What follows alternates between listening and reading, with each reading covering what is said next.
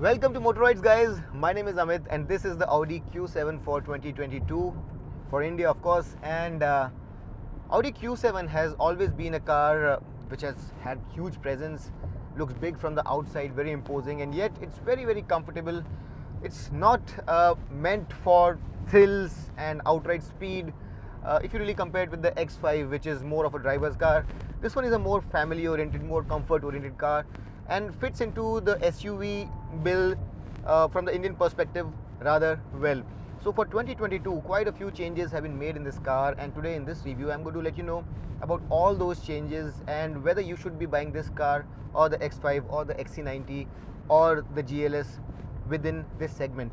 So let's get started with what are the changes in the powertrain. So when this car was discontinued in India because the BS6 variant had not come in, it was available in a 3-liter diesel and a 2-liter petrol, but now both of those engines have been deleted, and now this car will be available only with a 3-liter turbocharged V6 petrol engine. The power output here is 340 HP and the peak torque here is 500 Newton meters. But that's just not it.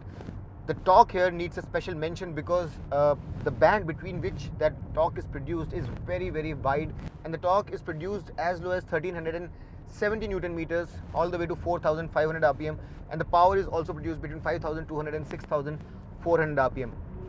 So the tractability of this engine, the drivability of this V6 engine is phenomenal. In fact, while I was driving it, I was testing it for its tractability, and to my surprise, while the 2-liter turbo TSI doesn't pull from very low RPM, this engine even from 1000 RPM pulls without any problem at all.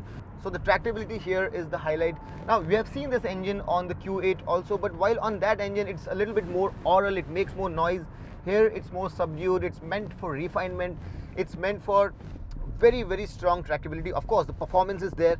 If you're going to be mashing the pedal with your right foot, this car is going to go to 100 in only 5.9 seconds. The top speed is electronically limited 250 kilometers per hour. So the performance is very strong. However, on the Q8 you get the oral notes which make you drive it faster, which egg you on to drive it more enthusiastically.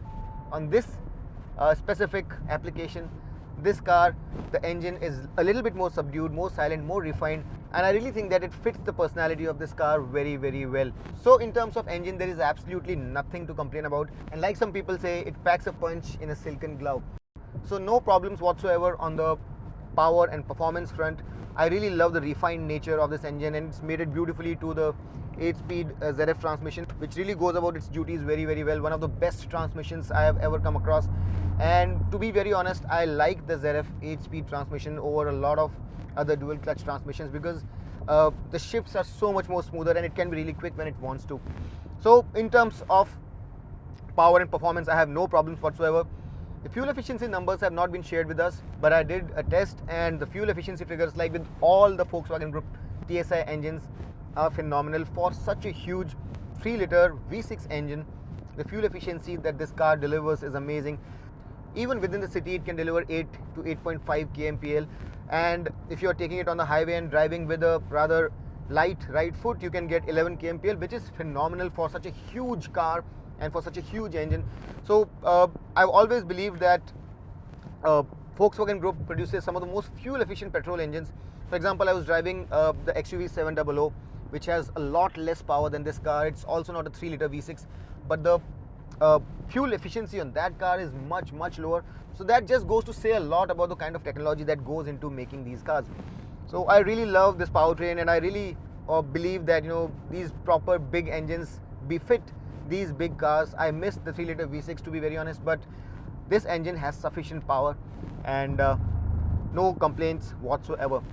Now apart from that, it also comes with a lot of modes. As you can see here, you can see the dynamic, auto, comfort, efficiency modes, and you also have all-road mode and off-road mode, which means that once you go to these modes, since this car has air suspension, it can raise its height and let you go over bad surfaces without any problem. So it's a proper SUV in that sense. It's not an off-roader, but if you're going to be going for some soft roading, this has the hardware to raise you up. An all-wheel drive quattro system is there, which is fantastic on the road. gives you fantastic grip on the road when it's wet, when it's slippery.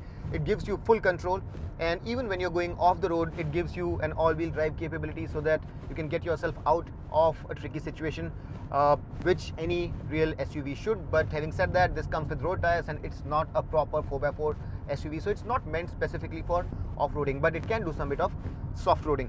Now, coming to the ride and handling part, I really believe that that's one area, especially in terms of the steering feel, where the X5 aces them all. And even in the dynamic mode, the steering is on the lighter side. It's slightly inert at dead center, and the feel and the feedback is somewhat missing. It's perfect for family use. It's perfect for those who want to be driving at a leisurely pace. In fact, even if you're driving at a very fast pace, it has the hardware. It holds its line fantastically well, beautifully well. However, the feel at the steering is somewhat missing. So that really lovable feel of the steering wheel, the feedback, and that precision of BMW is not there. However, having said that, this is a very, very reassuring set of four wheels, and if you're going to be driving this car very fast, it really masks its speed, and triple digit speeds, even if you're closing onto the second turn, you would not really feel it, because it's a very, very sorted machine.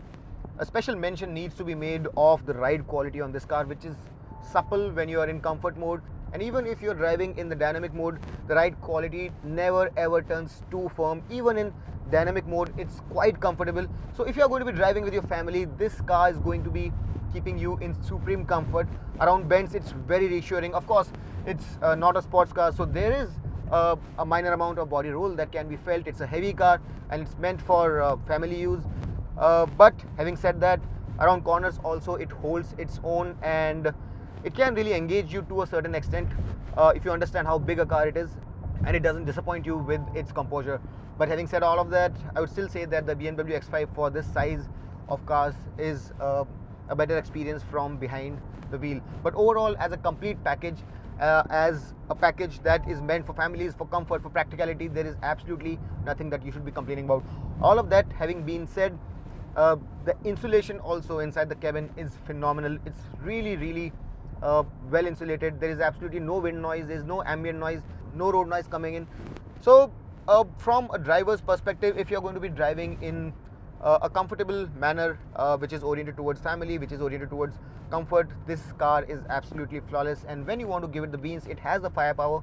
Of course, it doesn't have the oral notes of the sports cars or the steering feedback, but if you look at the suspension and the rest of the hardware, it has the goods to maintain its line and satisfy you to a certain level when you're going around the bends.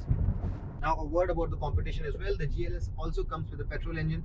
This car here comes only with a petrol engine. The GLS also has a diesel, but the GLS there has the same amount of torque in the petrol, guys, has 15 HP more, but mind you, this car has better acceleration and better top speed than the GLS. The X5, which I expected to have the most amount of power, doesn't really have the most amount of power. In fact, it has about 5 HP less than this car and 50 Newton meters less. Although, despite all of that, with the BMW Magic coming in, that car manages to do its 0 to 100 kilometers per hour sprint slightly quicker than this, and it's 0.4 seconds quicker than this car. Now, the XC90 also is there in the market, and it comes with a petrol engine and a hybrid version. And while the petrol engine has much less power, the hybrid variant has 400 HP of power and 640 Newton meters of torque. And XC90 has by far the most amount of features in this segment. However, in terms of its own powertrain, the Q7 offers what you can say probably the most balanced powertrain of the triad of GLS, X5 and this very car, because not only does it offer performance, it also has a fuel efficiency and comfort. Now, before we get into the features of this car and start talking about what has been added, what has been deleted, and what exactly is new with this car, I want to put in a word about the ADAS technology. And now, since a lot of mainstream cars are offering ADAS, I really think it's time for premium car makers like BMW, Mercedes, and even Audi to start offering all of these features as standard, because these cars are premium cars. And when a Mahindra from India is offering advanced driver assistance systems, I really think that it's high time premium car makers also start offering all of those systems as standard, because it won't really be fair to the customer if he's paying a fourth or sometimes even a fifth of the price that he's paying for premium cars. and still not getting the features that the mainstream customers are. So I really, the German car makers need to really pull up their socks and start offering all the advanced driver assistance systems and more to the customers in India as well. So as you would know, the Q7 is not essentially a new generation car. This is still a facelift, so the dimensions generally remain the same. Although this car has increased in length by 11 meter, but the rest of the dimensions like the width, the wheelbase and the height remain the same. So how big is the Q7? So just to give you a perspective, this car is smaller, generally speaking, only to the GLS. And if you compare it with the rest of the cars like the X5 or the XC90, the only department where it lags behind is the width, and it's the narrowest car in the segment. Although it's the second longest in the segment, it's the second highest in the segment, and its wheelbase is also the second longest. Now, since we are done with the dimensions, let's start talking about the changes that have been incorporated on this car. And the first change that you probably can already see in action are those swipe out blinkers, and that overall layout of the DRLs is now different. Earlier you had those twin hammers, now you have this swipe out blinker which is combined with the DRL. On top of the light you'll also see a carbon fiber kind of a finish and a chrome element down here. So the headlight is now very different from what it used to be. Another good feature that you have here are these washers for the headlamps, so while you're driving it in the rains, your visibility is not going to get affected. Apart from that, what we earlier saw on the Q5 has been incorporated here as well, and this octagonal single frame grille, which is bigger in size, has been introduced as the Q family grille on the Q7 as well. You'll probably notice these 6 vertical slats, and it definitely looks bigger, more imposing, makes the Q7 look a bit brawnier, a bit butch as well. Now these intakes are also bigger, and you can see the radiators peeping through, so it definitely is functional and not meant only for the looks of it. Where you generally have slits for air curtains is blocked here, so this part is not very functional. Now another great introduction on the front of this car is this little thing here. So this car now has a 360-degree camera, which is a great feature to have, especially in Indian conditions. And apart from that, I personally believe that this car now looks a little more premium than how it used to before. Another important change that you'd probably want to know about is that the spray nozzles are now located in the wiper itself, so that's another change that's been introduced. On the side, not much has changed, although what's really intriguing is this footboard here. And while I don't really believe this is standard equipment, if it is, I would really appreciate that, because it really helps ingress and egress to the third row and to the first and second rows as well, but especially the third row. You get these 19 inches 5-spoke wheels as standard. So these are 255 section Bridgestone Dweller tires, primarily for road, but can do a slight bit of soft roading as well. The ground clearance here is 175 mm, and this car comes with air suspension, so the ground clearance can be increased by as much as 90 mm when you go in the off-road mode. So in case you are going over obstructions, if there are high obstacles, this car can actually go over them very effectively. On the side you don't have many changes. This bit here of the 360-degree camera can be seen here as well, and this little element that you see here on the doors is also a little different from how it used to be in the previous gen car. The Q7 has always been a very imposing, very big and very spacious car on the inside, and the fact that the dimensions have not changed would mean that it's as big, as spacious and as imposing as always. You have these roof rails here, a shark fin antenna, and a really enormous panoramic sunroof, which we are going to give you a view of once we get inside the car. The fuel tank here is 75 liters, and at the rear, just as the front, the theme of the headlamps has been carried over to the tail lamps as well. You have these swipe out tail lamps and this block pattern on the tail lamps, and a few lighting elements are there above the bumper as well. Now in terms of changes, this horizontal chrome slat that you see here connecting the two tail lamps is something new. It was not there before, and the chrome elements on the rear bumper are new as well. All in all, small changes, a bit of extra length, but generally the stance of the Q7 remains unchanged, and it continues to be one of the smartest looking big SUVs in the premium segment. Audi Q7 comes with an electric tailgate, and if you have the key fob in your pocket, you just have to swing your leg underneath the bumper and the tailgate will open. And similarly, if you want to bring it down, you have to swipe your foot under the bumper again to bring it down. So that's a great feature. If your hands are full, it really helps. And in terms of boot space, you have 295 liters of boot space here with all 3 rows of seats up, 865 liters of boot space with the 3rd row down, and 1955 liters of enormous boot space, good enough to help you move your houses if you put the 2nd row down as well. But that's just not it. You also get a lot of fancy features here. If you want to slide something in, you can use this button right here to bring the height of the rump of this car down, and it would be easier for you to slide stuff in. And similarly, once you're done, you can take it back up again, and this is all courtesy the air suspension that this car comes equipped with. And it's not just that, you also have electrical controls for the 3rd row of seats. So just with the flick of a button, you can bring the 3rd row seats down without a thud. So that's a graceful way of going about it.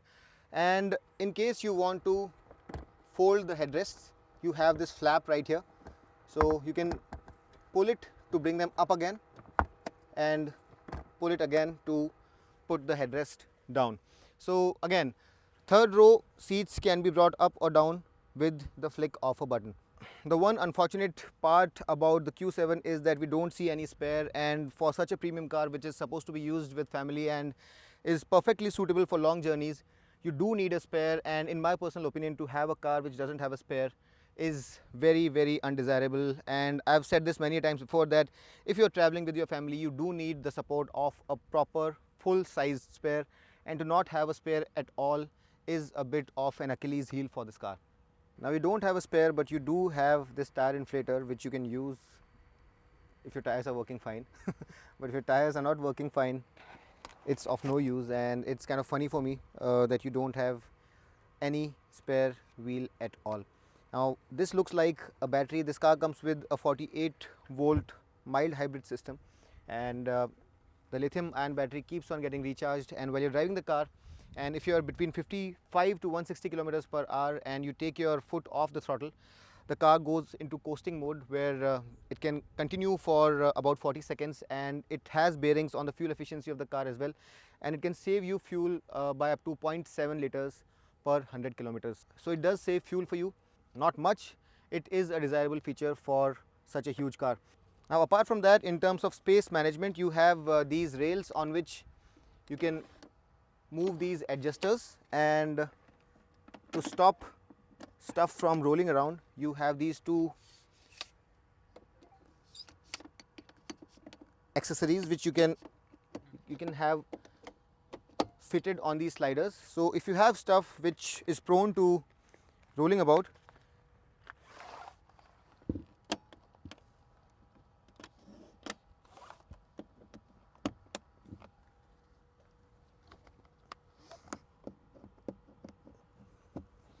you can adjust these sliders and create a compartment so that the stuff doesn't roll about. So that's an additional feature on this car.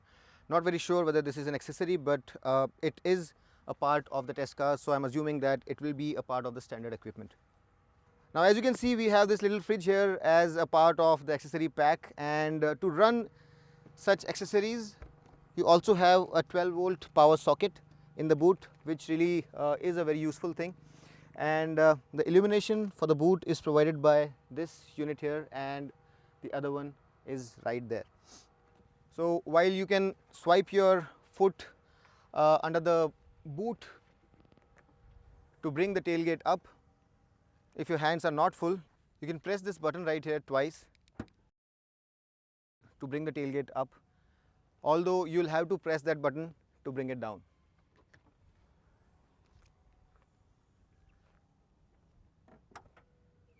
Finally, the 4th member of the 360-degree camera army is sitting right here, and the resolution is not something very impressive, but we'll see it first hand once we get inside. So the key here is the familiar slim yet very high quality Audi unit, and you don't really have to take it out of your pocket. Just walk in and yank the door handle, and you'd be welcomed by a very, very high quality, high tech cabin. And as I mentioned before, this footboard here is a great thing to have for people who are not very tall, and it really helps ingress and egress, and I really hope that this is part of the standard equipment when the car is launched. Before we get in, let's have a look at the door panel, and all the materials here are very high quality. You have soft rubber on top and at the bottom, and on the touch points you have high quality leather like material. You have electric controls for the ORVM, and they are heated as well, and you also have child locks right here in the window panel. Of course, all the windows are one touch up and down. You also have two-way memory for the driver, although the passenger doesn't get a memory function. However, all the functions that you see here for the seat, the electric adjustments are available for the passenger as well. In terms of the inlay here, you have a dark brown lacquer coated inlay, and I really like this wood finish. It looks very premium, and there's another very high quality satin silver aluminum finished inlay which runs across the cabin, and I really like what Audi has done with the materials and the appointments here. Let's get inside and see what are the changes that have been made to the cabin. Now the first thing that you'll notice here is that the earlier touchpad that you had here and the dial, the little dial that you had here, has been replaced by this touchscreen. So you now have this big 10-inch touchscreen here, an 8-inch touchscreen here, and of course 12.3-inch Audi virtual cockpit is also here. Of course this was there before as well, but this is a newer version, and all of these controls are very intuitive. Although I really believe that for essential functions like AC controls and a lot of other essential functions, you should have dedicated buttons, because as fiddling with menus is not something that you should be doing while you're driving. All of it is very easy to understand though, and apart from all the AC controls, you have hill descent control, park assist plus, and this graphic change button here. You can also turn the screen off if you so wish, and apart from that you also have a variety of modes to select from, and you have off-road, all-road, efficiency, comfort, auto, dynamic, and individual modes where you can change a lot of settings, and all of this is touch controlled. There is haptic feedback as well as acoustic feedback, so all of that is very intuitive. Audi's MMI is one of the best infotainment control systems out there. 360-degree camera, as I mentioned, is now employed, and you can engage that by pressing this button here. As you can see, the resolution is not all that great, but the functionality is, and you can project a holographic image of your car in 3D, and it looks rather nice. It gives you a very good view of what's around and helps you maneuver the car. You can also engage the park assist plus by pressing the button here, and you also get a top view. The entire central panel has been finished in piano black. If you look at the dashboard also, it's done in typical high-tech Audi fashion, where it's entirely black and gives a very distinctive, very different look as compared to the other cars in the segment. It definitely is one of the most high-tech appearing car in the segment. Although if you talk about the features, the XC90 has the most amount of features, and it has the best suite of ADAS, which this car is also trying to come to with the lane departure warning system and auto park assist, but it still has some distance to cover before it matches with the XC90, which is head and shoulders above its competition in terms of the features offered. Another great feature that the Audi Q7 has is that it comes with a 30-color ambient lighting system, and you can choose the colors from this screen right here. So you can choose the colors and the setting as per your mood. Now a lot of cars these days in the premium segment are offered with the man-made leather or Artico leather, but this car comes with high quality cricket leather, and that's something to be appreciated. And as you can see, it's very granular and looks very premium. An interesting thing to notice is this little crevice here, which can be used to store a cell phone, and you also have a little crevice here which can be used to store reasonably sized objects.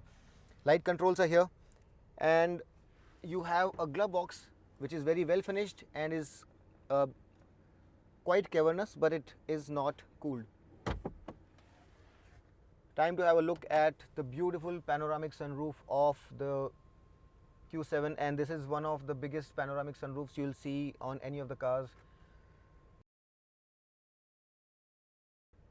The glass is also a two-piece unit, and it can be moved to bring fresh air into the cabin.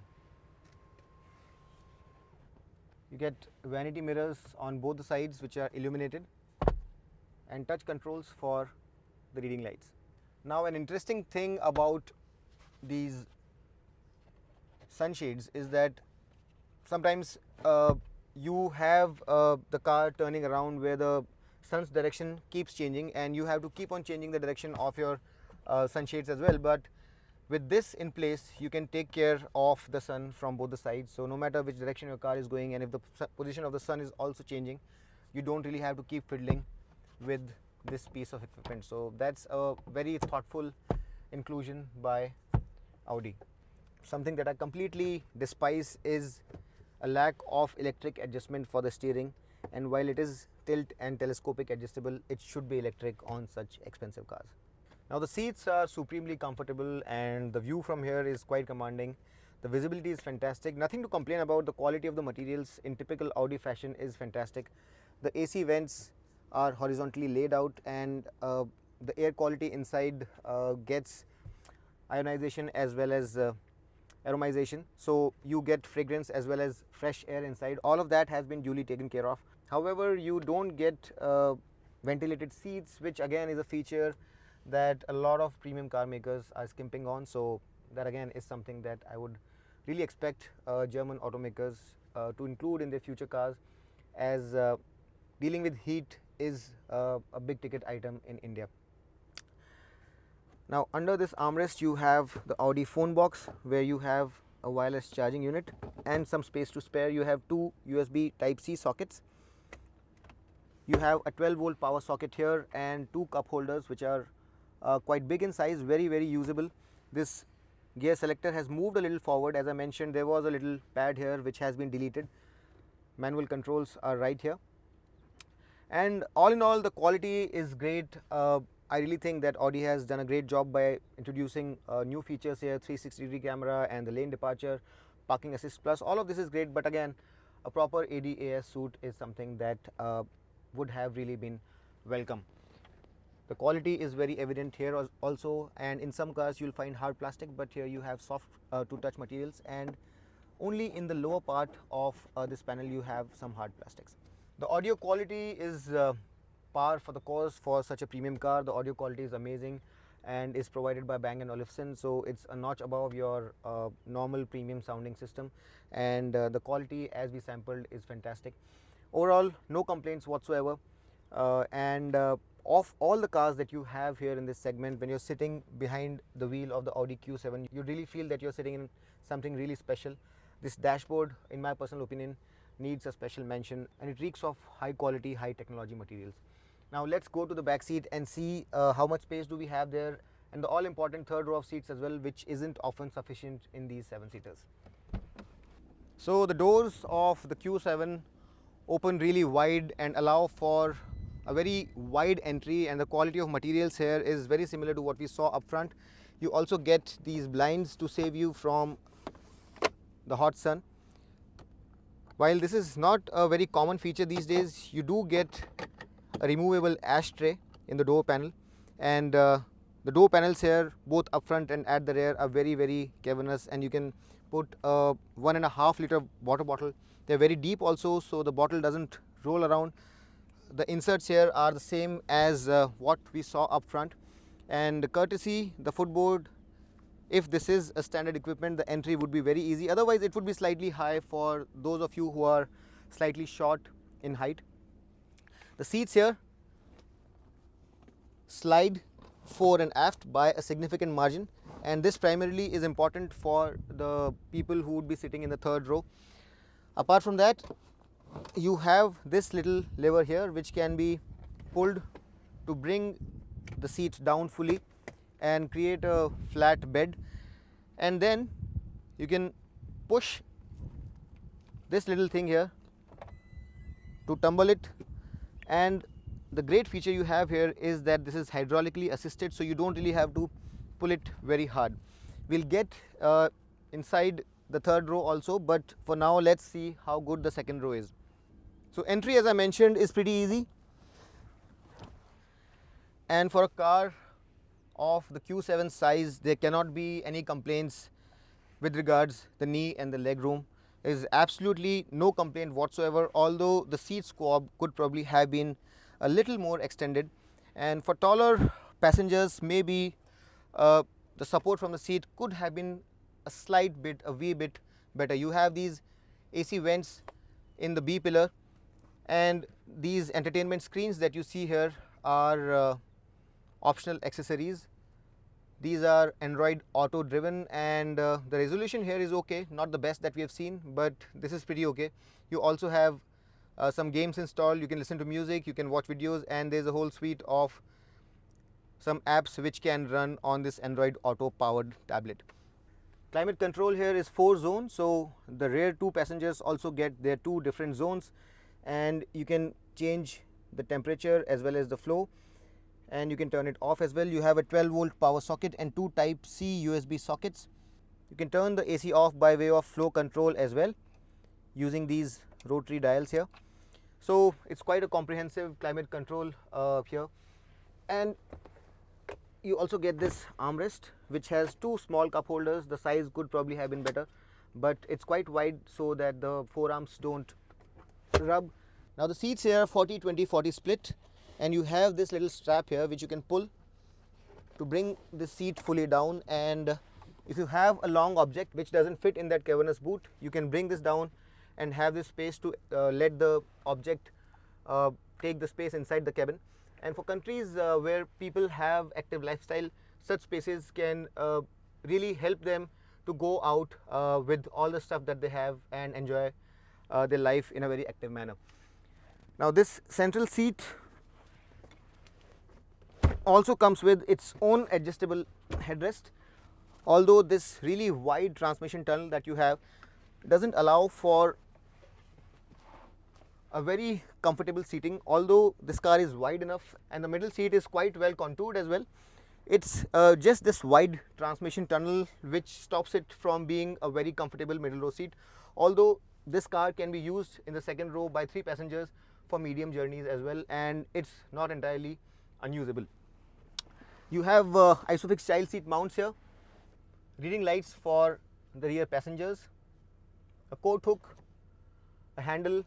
The third row passenger also gets his own 3-point seat belt. And another little feature we have here is that the seat back for the passengers is adjustable by some margin.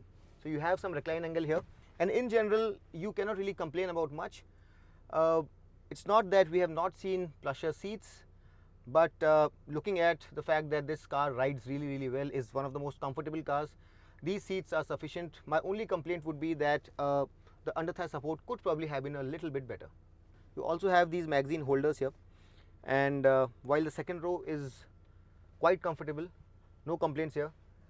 What I'm sure is a lot of you would be interested in would be the space in the third row. So let's go there and see how much space we have in the third row of the Q7.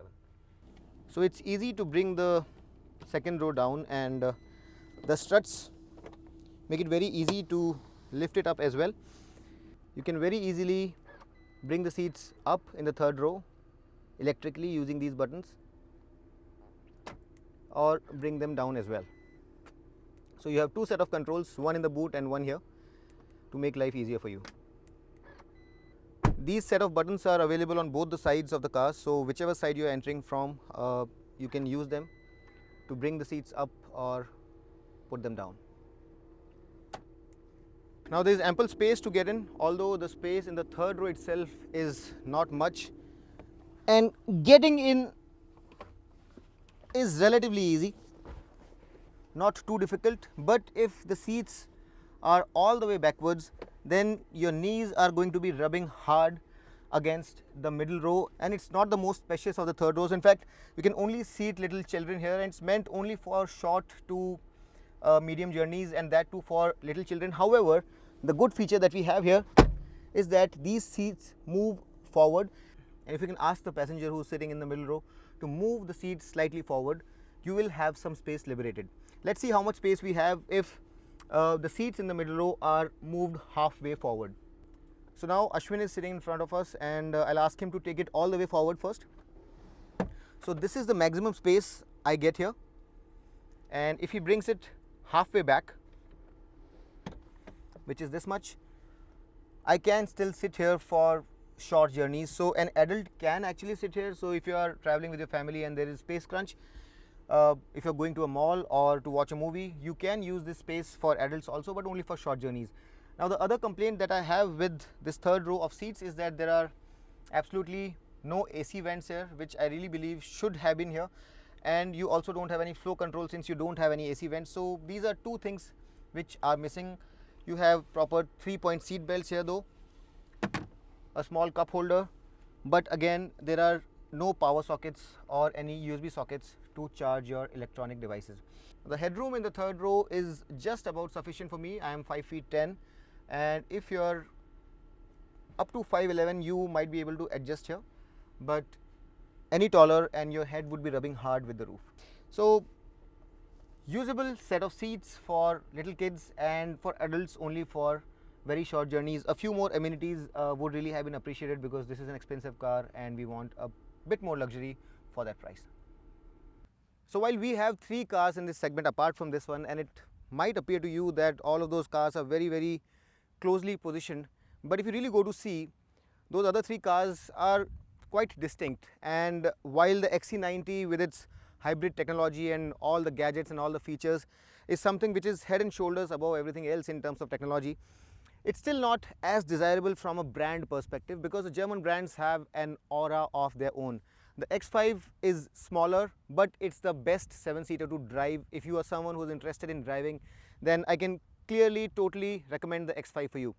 The GLS is the biggest, it has the most amount of road presence, and it is probably the most spacious also, but then again, the GLS is the most expensive of the lot as well.